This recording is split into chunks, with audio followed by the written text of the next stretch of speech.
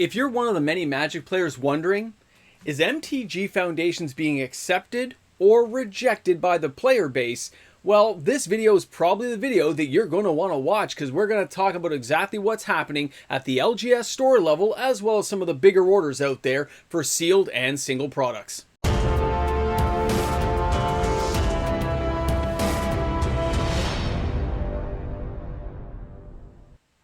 Is MTG Foundations better than expected? And if it is it good enough to buy sealed product or stick to singles? And even if the singles are good, is there enough there that you need to buy to make a difference in the secondary market, or is it only going to be one or two cards? Welcome back, everyone. MTG Moxman here, and thank you again for hanging out with me on my channel today. It's a very interesting set, I'll be honest. I was really down on this one. I don't like the idea of tons of reprint cards inside of a product, and I think Wizards should get back to making unique new cards. I've made this comment many times on the channel whenever they do these types of products. And going back to a core set, yes, we need reprints inside that set, but that doesn't mean it still has to have that super high price tag. And this one actually is a little bit cheaper. I'll give that to you. But is it cheap enough? Because you need more than just new players buying and supporting a product line to make it successful. And beyond the first week or two, can MTG Foundations carry the torch longer than something like Bloomborough could, or maybe even what Duskmourn is going to do? It's a great question. Now, there are ways of looking into this. That's the interesting thing, is if you know where to look, you can check in to see how many boxes are being sold, how much sealed product is actually moving, how many pre-orders are in, and how many did a store order ahead of time. Now, some of this will be a little bit lower than expected, with an answer following. The actual pre-order sales from all the stores I deal with, as well as other places I can check in with a few friends helping out, thanks again, I can tell you right now the orders are very low. Pre-order boxes are rock bottom compared to almost anything we've seen this year, and they're actually about on par with Karlov Manor, which means they're super low as a general idea. Now, part of that is because stores didn't order as much as they thought they should. They were really down on the product as well. And although the product does look better than it did before, in their eyes, as well as some of the consumers, they still haven't had enough pre-orders out there to say, oh, thank goodness we didn't order extra. Right? They haven't had that saying we had to have it and we should have ordered a whole ton more because it all would have sold. No, that's not what we're getting. A lot of players are still not fronting up a lot of money to buy sealed product like they used to, and that means you're selling a case or two at a regular store, and that's about it. 12 boxes. That's all that's moving. Even the really big stores selling 50, 60 boxes when they used to sell 400 or 500 boxes. This is a massive shift that we've seen in Magic the Gathering over the last couple of years, and it looks like no matter how great MTG Foundations looks on paper, it is not enough to move the needle to get players to buy sealed products. And there will be side effects to this. Now, if we jump over now from the sealed product, which is not doing well, the only thing in sealed that is doing fairly well, can you guess? Bundle packs. I give you a pause there just in case. It is bundle packs that are selling fairly well. Now, when we jump over, though, to the single side of the market, when you look at singles, there are a few particular singles that are selling out.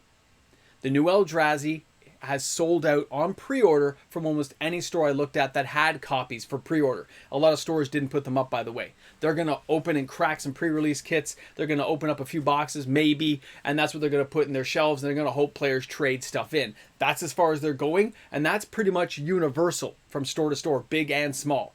They keep their allocated numbers they're going to open, and they don't delve into their own product, not on their own supply. They got to sell it to the consumer. Now, that also means that the prices are going to fluctuate pretty heavily. We've had a good look at the cards. Everything's been spoiled. We're only a week away from the pre-release, and we now know what's coming out. Even with the fancier versions, the regular versions, the cutesy and the not cutesy, you're going to have players who are fitting into certain niches in the market.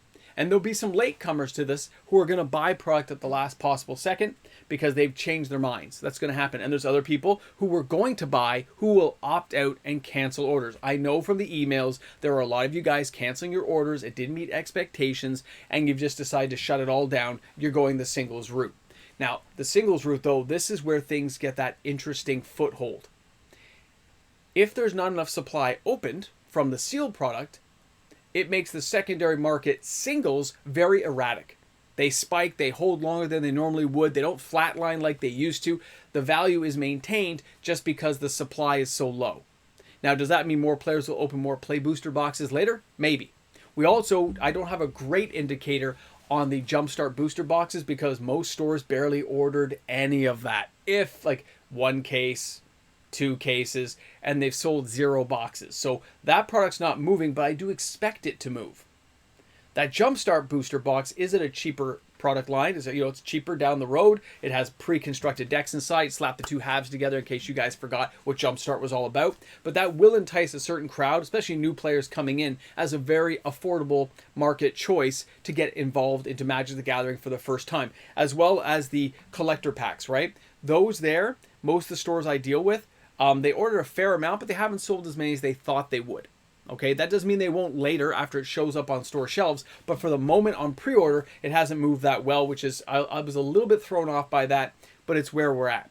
Now I want to jump back to this singles thing, and we'll talk about the collector booster boxes at the end.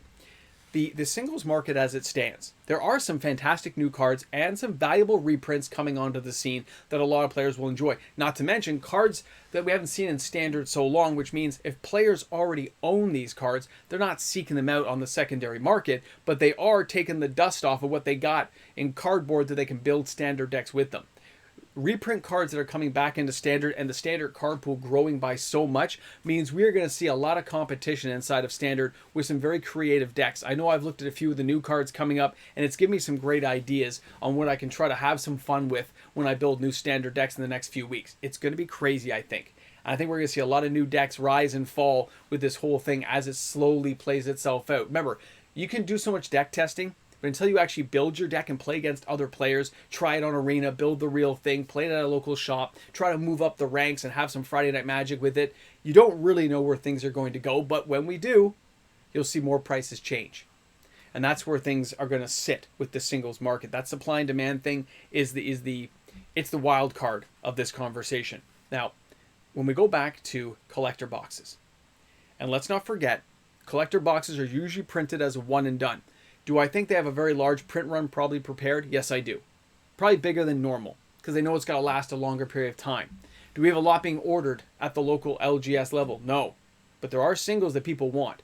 So again, expect the prices to be higher than normal is the easiest way I can put it. Now, for the collector boxes though, there will be players who open the packs.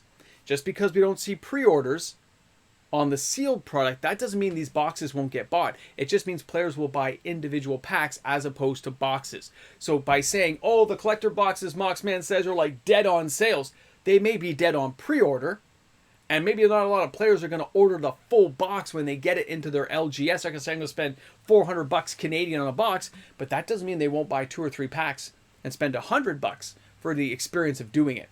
That is something you can't really know until you start seeing them opened at a whole bunch of Saturday, Friday night Magic matches and see what people decide to do after they're having some fun playing with friends. Go, I'll open a pack for $30. You're going to open a pack? I'll open a pack. That kind of thing happens later on. Because I have seen that with Bloomborough. I saw it with Duskmorn. The packs got sold, not the boxes. And that's a consumer choice now based on the prices of these products. And you can't discount that, but at least you know it's coming down the pipeline. And stores are aware of that. So they've ordered more than normal, I think, for collector boxes for the most part. And that's because they know they're going to sell a few of these packs almost every weekend. They're going to sell a few here, a few there, and the boxes will start to move. And that's interesting as well. That's something to take note of because that is not something we've seen in a little while. That phenomenon of selling a whole bunch of collector packs over time every weekend really did start with Bloomborough, and it's carried into Duskmorn. It still doesn't happen when you look at the Wilds of Eldraine. It doesn't happen with the Lost Caverns of Ixalan, and we haven't seen it even with Modern Horizons 3. That's really slowed down. I see people buying the actual booster packs, not the collector packs. But what we've seen since Bloomborough is players will buy those packs. And they buy them pretty consistently, enough that stores have started to reorder boxes from distribution. Now, remember that this is going to be around for a number of years, and a lot of players are just realizing they have to kind of play the long game here. They don't have to buy it all at once. They can buy the individual cards they need from the selection of the singles market and then decide later if they ever need a box, knowing that it'll probably be a while, and if if it doesn't go well, it'll probably be on sale. Maybe not a massive discount. I think Wizards is prepared for those eventualities. If it doesn't sell well because there's too many products being produced and released week after week, then you'll just see $5 off, $10 off a box. And they'll see if they can move some product. If not, they'll lower it a bit more. And not Wizards, but your distributor or maybe even your local LGS, depending on how much they bought. Because always remember, those deals don't come from Wizards of the Coast. They come from the distribution level to the store level, trying to clear product to get you to buy something. They got to move it so they can get money moved into the next product coming down the line. And with the release schedule, with so many Universes Beyond products coming, there's a lot of players who are keeping their powder dry, waiting to see what comes in the new year. They're not willing to put all their ducats in one bucket just to get a couple of cool cards. They're going to wait and see. There will be some cards that go higher, some cards that drop lower, and that just means for players that they can wait and see. We know the ceiling.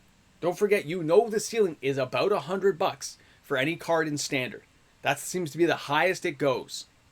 Which means if there's a card already at 50, 60, 70 bucks, the highest it can go is 15, 20%. That's the highest it can go. And that's good to know that there's kind of like that kind of ceiling right now that stops those cards from going higher. And it's also something to take note of because Wizards of the Coast is probably very well aware of that as well. Now, from the player perspective, the players I have talked to are all saying singles. They're not saying boxes. They are very interested in some of the cards. There's lots of cool cards for Commander that they want to add and augment Commander decks, but they are willing to wait. They will buy the ones they think are affordable, and yes, some players put some pre-orders in with local LGSs that had cards up for sale, and they think they got a good deal. They have no complaints with the price. $7, $8, $9 for a card was fine, but they're not willing to dive in for the Dreadhorde General for like 15 to 18 bucks. Like, nah, I've got those, I've got those, I've got those, and they're skipping them all. And there's a whole bunch like that they're just not going to worry about, and they'll come and check in on the cards they are interested in that might be a little bit higher priced a little bit later down the road. Anyway, thanks again for sticking in. Thanks for hanging out with me on the channel today. I hope you found this information valuable and informative. And of course, I look forward to seeing you guys tomorrow with another video. Shop smart, shop smart. Have your guys self an awesome day in the world of Magic the Gathering. Don't forget, bring a friend to Magic. Hey guys, thanks again for being here. What you're looking at right now is not just the demigods of the channel. Maybe the table lords are floating by you, but you guys know it's true. These are the people of the channel. These are the supporters every day from my Patreon who make sure these videos happen.